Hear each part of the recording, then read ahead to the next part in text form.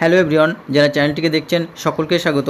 আপনারা ইতিমধ্যে জানেন গত 7/5/2024 কলকাতা হাইকোর্টের বিচারপতি বিশ্বজিৎ বসু এক যুগান্তকারী রায় দিয়েছেন। সেই রায়ের ওপর বেস্ট করে প্রায় রাজ্যের 1,30,000 ইন সার্ভিস টিচার রীতিমতো সংশয়ের মুখে, তারা মহান সংকটের মুখে। তো চলুন যে এখন তিনি তার অর্ডারে কী বললেন সে সম্পর্কে একটু প্রথমত জেনে নেওয়া যাক। রাজ্যের ইন সার্ভিস সমস্ত শিক্ষকদের নিয়োগ সংক্রান্ত তথ্য জমা করার নির্দেশ দিলেন বিচারপতি, এবং কেন এই নির্দেশ দিলেন সেটা দেখুন। তো প্রথমে কলকাতা হাইকোর্টের নির্দেশ মেনে এই রাজ্যের সব ইন সার্ভিস শিক্ষকদের নিয়োগ সংক্রান্ত তথ্য ডিজিটাইজ করার প্রক্রিয়া শুরু হলো, এবং সেই সঙ্গে সমস্ত শিক্ষকদের তথ্য যাচাই করা হবে। কোন পদ্ধতিতে এই কাজ করতে হবে সেই সম্পর্কে SOP অর্থাৎ স্ট্যান্ডার্ড অপারেটিং প্রসিডিওর তৈরি করেছে শিক্ষা দপ্তর। তা মেনেই স্কুল ও জেলা পরিদর্শকের তথ্য জমা দিতে বলা হয়েছে। জানা গেছে, অবৈধ শিক্ষক নিয়োগ খুঁজতে সমস্ত শিক্ষকদের প্রাথমিকের বাদে অর্থাৎ প্রাইমারিটা বাদে নথি যাচাই করা হবে। 1999-এর আগে নিয়োগপ্রাপ্ত ও 1999-এর পরে নিয়োগপ্রাপ্ত সমস্ত শিক্ষকদের তথ্য জমা দিতে হবে ভেরিফিকেশনের জন্য। স্কুলে অবৈধ নিয়োগ খোঁজার পাশাপাশি কর্মরত শিক্ষকদের উল্লিখিত তথ্য ডিজিটালাইজ করার নির্দেশ দিয়েছিলেন বিচারপতি বিশ্বজিৎ বসু। প্রসঙ্গত উল্লেখ করা যায় যে মুর্শিদাবাদ, পশ্চিম মেদিনীপুর সহ বেশ কিছু জেলায় অবৈধ শিক্ষক নিয়োগ সামনে এসেছিল, আর এই নিয়ে CID তদন্তের নির্দেশ দিয়েছিলেন বিচারপতি। গোটা রাজ্যে এইরূপ অবৈধ নিয়োগ আছে কি না তা খুঁজে বার করতে নির্দেশ দেন বিচারপতি অর্ডার দিতে গিয়ে জানিয়েছিলেন, কর্তৃপক্ষের চলমান অনুশীলনের সুবিধার্থে অবৈধ নিয়োগ শনাক্ত করতে জেলা পরিদর্শকদের স্কুলগুলিতে নিয়োগের বিবরণ সংগ্রহ করার জন্য নির্দেশ দেওয়া হয়েছে। DIদের নিজ নিজ জেলায় সকল কর্মরত শিক্ষকদের উল্লিখিত তথ্য ডিজিটালাইজ করতে হবে। এই বিষয়ে পরবর্তী শুনানি হবে 20 জুন 2024। SOP অনুযায়ী প্রত্যেক স্কুলের প্রধান শিক্ষকরা স্কুলে বর্তমানে শিক্ষকতা করা সব শিক্ষকদের স্কুল সার্ভিস কমিশনের নিয়োগের সুপারিশপত্র, নিয়োগপত্র সহ প্রয়োজনীয় নথি সংগ্রহ করবেন এবং IOSMS পোর্টালে সেই তথ্যগুলি তুলবেন।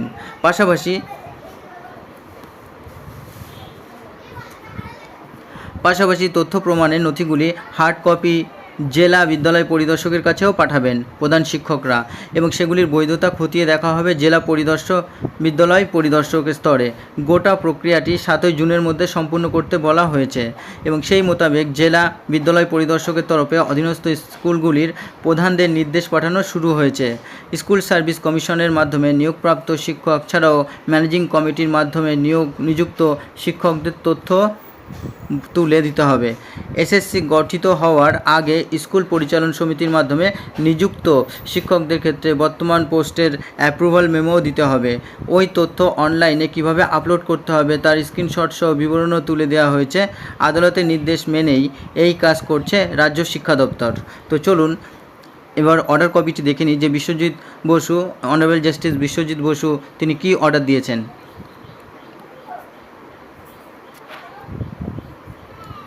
তো 7/5/2024 আইটেম নম্বর 1 এবং কোর্ট নাম্বার 18-এ এখানে দেখুন রিট পিটিশন নাম্বার 24451/2022 এখানে আরও আয়ে এবং ফাইল যুক্ত হয়েছে। Soma Roy versus the state of West Bengal কেসটি। এখানে CIDর পক্ষ থেকে আছেন এবং পিটিশনারদের পক্ষ থেকে রয়েছেন WBBSC অর্থাৎ West Bengal board of secondary এডুকেশনের পক্ষ থেকেও আছেন, AGP রয়েছেন বিশ্বব্রত বসু মল্লিক, এবং SSCর পক্ষ থেকেও রয়েছেন। সমস্ত এখানে বিবরণ দেওয়া আছে। তো চলুন মূল যে বক্তব্য অর্থাৎ অর্ডার কপিতে যেটা লেখা আছে সেটি দেখি।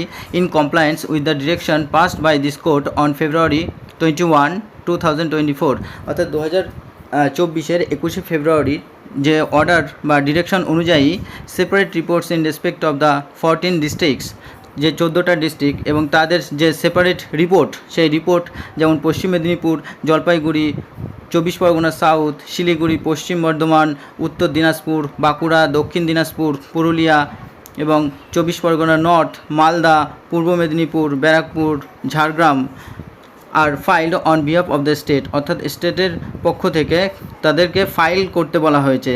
লেট, অর্থাৎ ফাইল তাদেরকে জমা দিতে হবে। Let those reports be kept with the record, অর্থাৎ এগুলি রেকর্ড হিসেবেও রাখতে হবে। এই সমস্ত জেলাগুলির যে তথ্য জমা দেবেন কোর্টের অর্ডার অনুযায়ী সেগুলি কোর্টে রেকর্ড হিসেবেও রাখতে হবে। Mr. Boshu Mollik, learned AGP, submits that no anomalies in the appointment particulars of the teachers have been detected in those districts. অর্থাৎ এজিপি বসু মল্লিক রয়েছেন যিনি, তিনি তার রিপোর্টে জমা দিয়েছেন এবং বলেছেন যে এই সমস্ত টিচার্সদের অ্যাপয়েন্টমেন্ট করার ক্ষেত্রে, অর্থাৎ যে সমস্ত টিচার্সদের অ্যাপয়েন্ট করা হয়েছে এই সমস্ত জেলাগুলিতে, তাদের ক্ষেত্রে কোনো রকম ইলেগালিটি অর্থাৎ নিয়ম বহির্ভূত কিছুই হয়নি।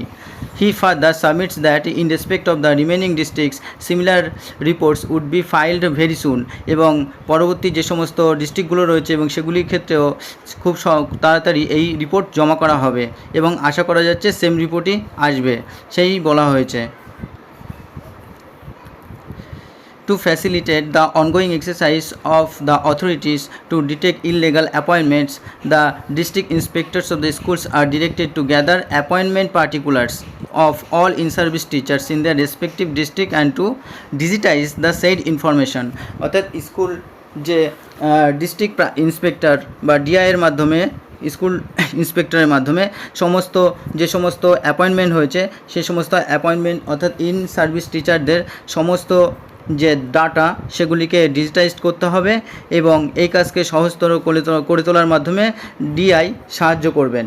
Matter be listed at 2 PM on June 20, 2024 under the same heading, অর্থাৎ দুটো সময় 2024 সালে 20 জুন দুটোর সময় এই কেসটি আবার শুনানি হবে।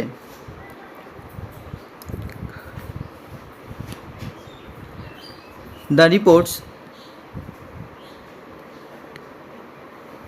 reports of the special investigation team of CID be returned to the custody of the Land Registrar General of this court, অর্থাৎ কোর্টের যে রেজিস্ট্রার জেনারেল রয়েছে এবং তাদের কাছেই এই সমস্ত রিপোর্ট জমা করতে হবে, তার কাস্টডিতে সমস্ত কিছু জমা রেখে দিতে হবে। Same may be requisition on the next date of hearing, অর্থাৎ এই নেক্সট ডে যে হিয়ারিং হবে অর্থাৎ এই 20 জুন দুটোর সময় যে হিয়ারিং হবে সেদিন সমস্ত শুনানি হবে এই সমস্ত বিষয়ে। Parties to act on the server copy of this order duly downloaded from the official website of this court, অর্থাৎ কোর্টের এই অফিসিয়াল সাইট থেকে ডাউনলোড করতে হবে কপি এবং সকলকে সার্ভ করতে হবে। অর্থাৎ এখানে পরিষ্কারভাবেই দেখা যাচ্ছে যে বিশ্বজিৎ বসু কলকাতা হাইকোর্টের অনারেবল জাস্টিস তিনি যে নির্দেশ দিলেন তাতে সম্ভবত 1,30,000 প্রায় ইন সার্ভিস টিচার তাদের ভাগ্য নির্ধারণ হতে চলেছে এবং তাদের সমস্ত তথ্য সঠিক আছে কি না সেগুলি যাচাইকরণ হবে এবং নির্ভুলভাবে সেগুলিকে দেখা হবে। সুতরাং বোঝাই যাচ্ছে যে সমস্ত টিচাররা রীতিমতো একটি আশঙ্কার মধ্যে পড়ে গিয়েছে। তো ধন্যবাদ যারা চ্যানেলটিকে দেখছেন এবং আশা করি যারা নতুন তারা চ্যানেলটিকে সাবস্ক্রাইব করে পাশে থাকা বেল আইকনটি প্রেস করে রাখবেন পরবর্তী আপডেট পাওয়ার জন্য এবং শিক্ষা সম্পর্কিত যে কোনো আপডেট পাওয়ার জন্য। ধন্যবাদ।